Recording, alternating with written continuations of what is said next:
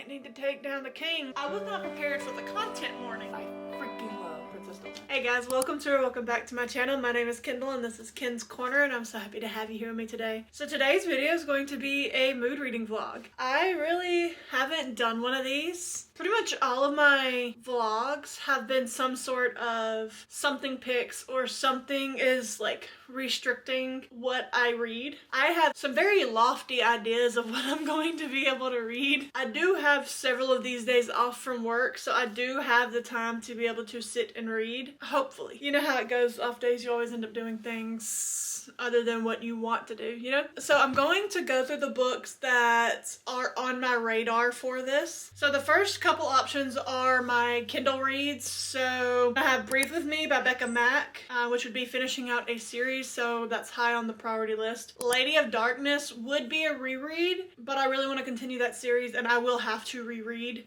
to continue that series. And then of course there's always City of Souls and Sinners by Kayla Edwards, because I would really love to be able to continue this series. And mind you, these are all on the radar. This is not, I'm not going to definitely read all these. I'll probably read 3, maybe 4 of these with y'all. The other 2 options, I have the physical book to go with it. So we have Boyfriend Material by Alexis Hall. I have owned this for way too long. I just recently read the synopsis like through. I'm so excited about this. We have Savage Blooms by S.T. Gibson. Okay, so I've not read a S.T. Gibson book before. This is very high on the priority list. I just recently purchased it and I'm trying to read books as I purchase them. Kind of failing so far, but also not really. And then my audiobook options that I've got, An Honored Vow by Melissa Blair from the library, and I have it audibly on Hoopla from the library. I've already started this one, so this is one that we're going to be starting with. I'm so excited about this. This is going to be finishing out the Halfling saga for me. Kind of mad at myself that it's taken me so long to get here, but hey,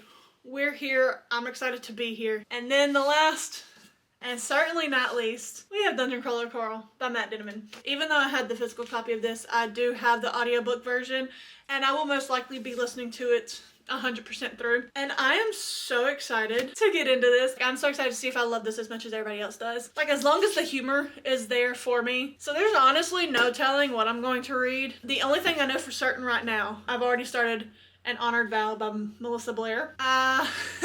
It's been a bit too long since I read the other 3 books, so I am having to repiece some things together. There are some things that I have not forgotten, and so I'm able to jump in and still know what's going on. But then there's other parts that I'm like, ooh, I forgot about that. Ooh, I forgot about that too. This is going to be a bit of a learning curve. Hopefully by 100 pages in, I will have like my feet settled in it and I will be along for the ride fully at that point. Not much to say about this because this is book 4, but the first book, which is A Broken Blade, so it starts out following Kira, who is a trained assassin and a badass at that. But not only is she an assassin, she's a spy and the king's favorite assassin, and she's sent to take down the Shadow, who is like working against the king. This is a rebellion story. In working to confront the Shadow, she passes over into the Feylands, and she's starting to see that maybe it's not everything that she's been told. That humans very much set themselves separate, and they see all the magical creatures as other. And if you are a halfling, which means you are a mix between a magical being and a human, you have amber blood, and so you are very much part of the other. Even if you do present as human, you are other. That maybe the humans and halflings can coexist, and that's, we might need to take down the king. Go figure. This series very much is fantasy romance through and through. I have listened to the other 3, and I'm going to be listening to this one, so I may or may not have just listened to this all the way through. The same day, mind you. And yes, I was 35 pages in, but it's a 420-ish page book, and it was so much fun to do that. I had a lot of like menial tasks to do today, and I just had this in my ears pretty much since I talked to y'all. I forgot how much I liked these characters and this world and the overarching plot and everything that's going on. So once I got back in it, I just kept wanting to know what was going to happen next. I will say, overall, I found the ending kind of satisfying. I gave this a 4-star. This was definitely a fun series. I don't know how much this series is going to stick with me, but if I see it or somebody's like talking about it, definitely going to throw my vote into recommending it. I really don't have a whole lot more to say about this read, other than I'm glad I finally read it, because I kept putting it off, and I gotta stop letting myself see reviews of certain books or see certain types of reviews for books and then not reading the book because somebody didn't like it, and remembering that, you know, reading is subjective and that's their opinion. Mine might be different. I just need to read the book if I'm excited about it. Anyways, yeah, I just wanted to give that update. I have not started another book yet. Okay, so I'm literally like not even 85 pages into Savage Blooms, but I'm already having so much fun. I'm watching Allie from basically All I Do Is Read, and I'm on her sprints, and I'm hoping to get a good bit of this done, either on her sprints or on Leandra's from the TBR Zero.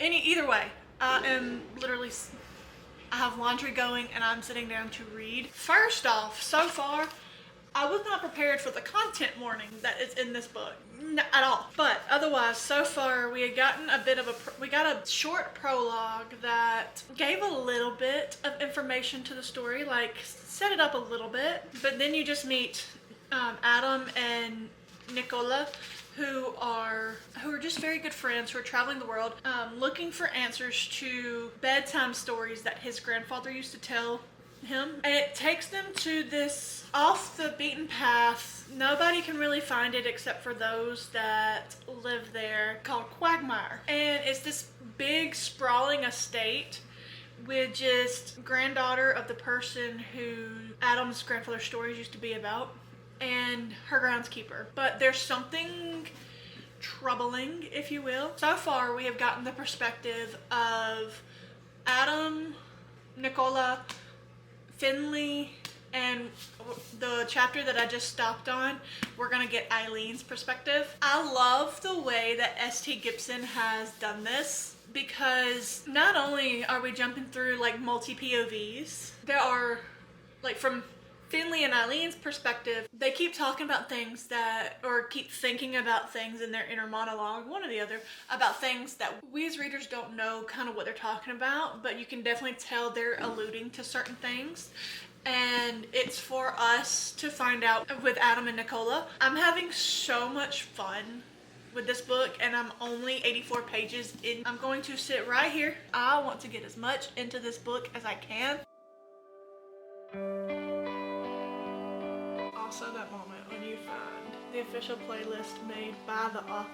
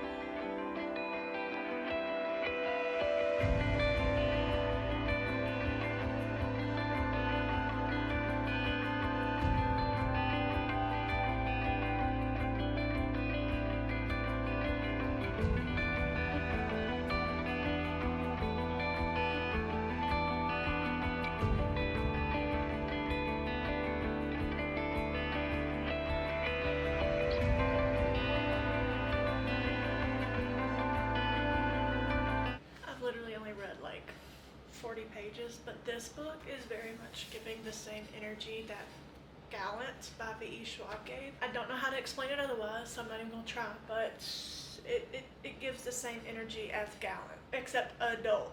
Because remember, trigger content warning page. If you get what I mean, if you've read both and you get what I mean, let me know. But that is really what I'm getting. The writing is also very, very reminiscent of V.E. Schwab, and I compare it like that because I have read and I love V.E. Schwab's writing, and then this is the first I've read from S.T. Gibson. Anyways, I'm gonna keep reading, but that was just very intriguing to me because it really does have that feeling to it. And I'm enjoying it. Also, the writing is kind of beautiful. Like the sentences that S.T. Gibson has put together is just a fun use of the English language.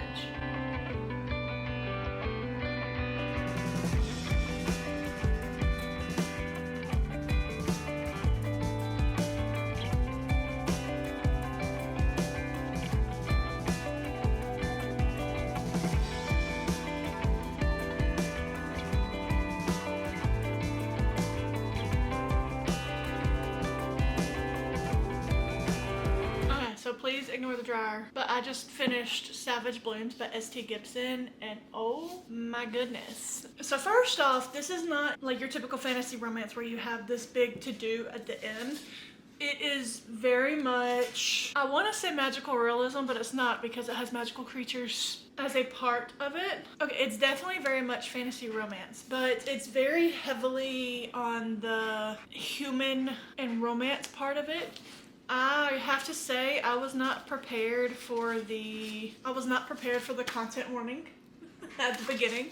I just wasn't expecting that. But overall, this was a lot of fun. It was slightly messy, which was a lot of fun. I definitely recommend it, and I think I'm sitting around between a 4 and a 4.5 star. I will put it up on the screen. I had so much fun with it. It's unlike anything I've really read before. It's very unabashedly queer. Like, it's very much like there's pining between the two guys and both of the women. It's gothic, it's moody. It was just so beautifully done, and I highly, highly recommend it. I cannot wait for the next book in the series because the way this one ends, and I'm very curious about picking up another S.T. Gibson book. So if you've got a good one to recommend, I'm obviously between Evocation and A Diary of Blood, so let me know down below which one I should pick up. As far as what I'm gonna read next, I don't know. I'm probably gonna start listening to Dungeon Crawler Carl tomorrow, but as far as like physically reading, I'm between these two. I don't know which one I'm gonna pick up. I might actually end up starting Breathe With Me on my Kindle, but both of these are on KU as well, so we'll see what I actually get up to, but I will be back once I've started something. All right, so I have officially picked up Dungeon Crawler Carl, and oh my god, I am listening to it because while I have been told this is a fantastic book, no matter how you consume it, audio is the way to go if you like audiobooks because of the way the narration's done. So far, I'm literally only on chapter 8, a little under 70 pages in. So if you don't know what Dungeon Crawler Carl is, literally in the first chapter, you have basically what ends up being an alien invasion that then decimates all of the buildings and everyone inside the buildings, like just flattens them like a tin can. That is a literal description. And everything within any kind of building. Like, it didn't matter if there was any kind of covering, gone. And then they get this little description of what to do next, and they are to follow it if they want to survive, or they can stay above ground and try to survive. Going into this, I know it's going to be a fun, goofy time. Very comical, very funny. Also, Princess Donut has my heart. Already 70 pages in. Probably going to be my favorite character. I love the comedic air behind what's going on because as someone who makes jokes over everything, and the more important, the more serious the topic, the more jokes I'm gonna crack. So I get it, and I'm having so much fun. That's my update. Long time no talk. Alright, sick of the dog. I have made it another, I'm not sure how many pages, but I'm on chapter 20 of Dungeon Crawler Carl. I'm still having so much fun with this. I would plan to like finish it off today and go on to the next one most likely, but this is so much fun. I don't know if I would be having the amount of fun that I am if I didn't use the audiobook, but the audiobook has such a production to it. It makes it so good. The different voices that are for the different characters, if you will. I could crack on with this, but I'm not feeling well. We'll see. I finished it. I get it. It was so much fun. First and foremost, I get that it's probably not humor for everyone, because I do feel like there are some people that could take some of these jokes and not find them as funny, and which would cause a lot of the lovability of this book to be amiss. But it was a hit for me. This is actually my first 5-star read of the year. Honestly, like, it was a possible 5-star. Like, I knew that going into it, but I try not to like let that sway my opinion one way or another. But the absolute dichotomy between humor and commentary on what's going on in this world, because let's be real, this is a terrible situation they're in. So for it to be so funny, Matt Dinniman did his thing and did it well. But I also want to make sure everybody understands this is more than just a goofy, fun, sarcastic time. Is this a goofy, fun, sarcastic time? Yes. But it's also more than that. Now the question is, what's the last book we're gonna read together? I'm gonna grab the options. But I don't know if I want to continue that series, read an unofficial buddy read with my best friend, just because we both really want to read it and she's already started it, so I've got to catch up. Or if I want to read our actual buddy read for this month, because I still need to read that. But yeah, so the first option is Ghost Smith by Nikki Palpretto. It's actually coming in the mail tomorrow. The unofficial buddy read with my best friend would be Metal Slinger by Rachel Snyder. I like the idea of going into a popular book blind and being able to see what I think about it, with no thoughts attached really, other than I know some people like it and I know some people love it. That's my second option. We'll see which one I pick up.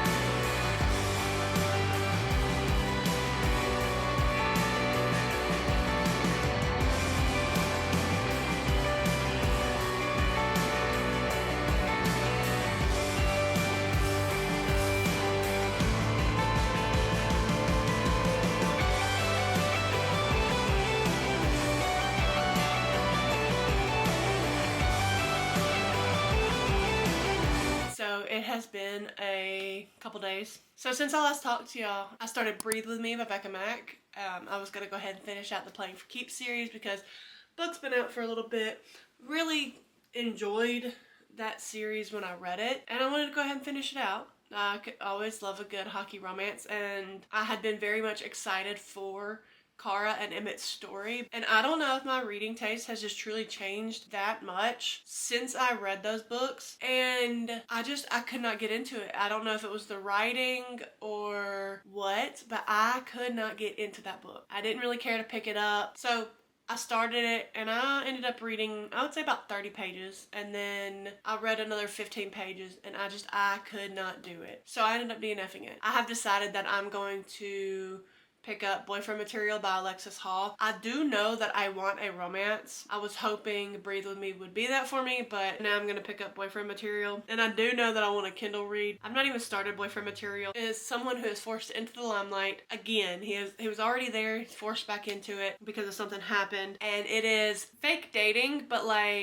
when their fake relationship starts to feel like real romance, Luke and Oliver might have to consider whether they're willing to fight for the truth of their new relationship. Scandal and consequences be damned. That's what I'm gonna get into. I'm gonna shower and everything, get in bed, and read some of that tonight. But I just wanted to update y'all real quick. Alright, so I'm enjoying it. I've gone in on this book. It is adorable. I'm having so much fun with this book. The premise of this book is a whole fake dating thing. If there's one thing about me, I love a fake relationship, especially when it has the yearning as it turns into an actual relationship, or they realize they have actual feelings. Yeah, it is set in London. It's so much fun. I don't know why it's taken me so long to read this book. Apparently that is going to be my theme of the year, is it's taken me so long to read this book and I'm loving it. There is something about Luke that is absolutely so relatable. But anybody that feels down on their luck, very self-conscious, but like puts on a front that nothing bothers them, that nothing gets to them, that everything's a joke, everything's funny. They're just not bothered. But then internally, they are bothered. They are very emotional. They're just hiding it because that's what they feel they have to do. It's just heartbreaking and satisfying to watch. And then you have Oliver, who is coming in here and he's supposed to be this bloke that is very unappealing to Luke in a way, except he's not. And Luke's like, I don't like this. I don't like this. But Oliver's like, let me be there for you. Let's do this. Because they both get something out of this deal, out of this fake relationship. Oliver is like, let's do this. Let's be there for each other. Let's take care of each other and do this kind of thing. But he's very much committed to this fake boyfriend bit, to the point that Luke's like, this is not feeling fake, but I don't want it to be fake, but it's supposed to be fake. What do I do? And it just goes from there, and slowly the lines get more and more blurred between the fake relationship and the relationship that they are forming, the friendship that they are forming. It is adorable. Some of the vocabulary I'm learning from this little romance, like, what the hell? I already have a pretty vast vocabulary. Alright, so I'm here to give my final update and wrap up the vlog. So I have officially finished boyfriend material. I say that, no. I'm officially home from work. I finished this literally as I was pulling up into my parking spot at work. I don't know what it was about Luke and Oliver, but they were just so precious. So like, Luke saw Oliver as perfect, and Oliver saw Luke as this, I don't even know how to explain it. Like, he saw Luke as someone he wanted but never thought he would be good enough for. And they were fake dating. It's not dual POV. It is solely from Luke's perspective, but I really enjoyed that, honestly. One thing that Alexis Hall did as an author that I thought was both clever, funny, and I really liked was, like, there were intimate scenes, but they were fade to black light. Like, they were fade to black, but there was some description, but it was like fade to black in a funny way. Because it's like Luke is telling the story. He goes, and the rest is between me and Oliver, or something similar to that. And I just thought it was so funny. Highly recommend. I ended up giving this bad boy a 4.5 star. It has been sitting on my shelf for damn near 4 years. Just for me to read it and give it a 4.5 star. I'm mad about it, but I'm not mad about it, you know? But they're all three following Luke and Oliver. I'm very curious to see what they're getting up to, so I probably will continue it at some point. It's not a priority read, but it's an excited to read. But yeah, with that, that's the end of this video. So I feel like this was rather successful. If I do say so myself. I love a good mood read moment, so to give myself that, it was a fun time. If you are still here, if you've read any of these books, if you are interested in any of these books, without further ado, that's the end of this video. Have a wonderful morning, evening, or night whenever you're watching this video. Have a great day on purpose. Be kind to everyone, and happy reading. Bye, guys.